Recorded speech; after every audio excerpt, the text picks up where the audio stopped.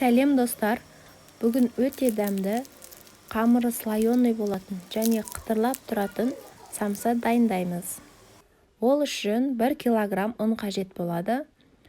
Оған 1 жұмыртқаны салып араластырамыз да 500 мл суға 1 қасық тұз салып араластырып, ұнымызға құйып тұрып қамыр илейміз. Жаймәнеп құйып тұрыңыздар, қамыр жұмсақ болып кетпеу керек. Илеп болғаннан кейін қамырды тағы да жақсылап илейміз да 10 минутқа демалдырып қоямыз. 10 минуттан кейін алып, қамырды 6 бөлікке бөлеміз. Бірдей 6 бөлікке. Оны да тағы да демалдырып қоямыз 2-3 минут. Мен осылай 3 қамырды алып, бірден жайып аламын. Сіздер енді өздеріңізге қарай жая беріңіздер. Қамыр жұмсақ болып кетсе, жабысып қалады. Сол үшін жұмсақ қылмаймыз. Өте жұқа болмау керек. Бірінші бөлігін жайып, сары майымызды ертіп жағамыз.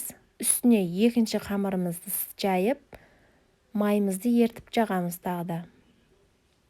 Оның үстіне үшінші қамырды жаямыз да, майымызды жағамыз. Шетінен орай бастаймыз. Тығыздап орап, холодильникке жарты сағатқа қоямыз. Оған дейін начинкамызды дайындаймыз. Фаршқа пияз турап саламыз, тұз, зира қосамыз, қара бұрыш. Начинкамыз дайын болды. Қамырымызды алып, осылай бөліктерге бөліп, қамыр жайып, самса түйе бастаймыз. Арасына начинкамызды саламыз.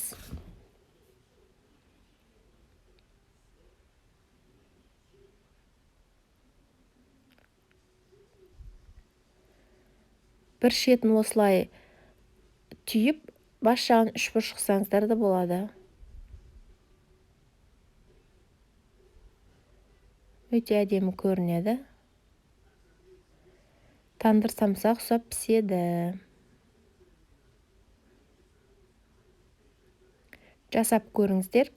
Осыны пешке салып пісіріп аламыз. Міне дәл осылай болып піседі. Ас болсын.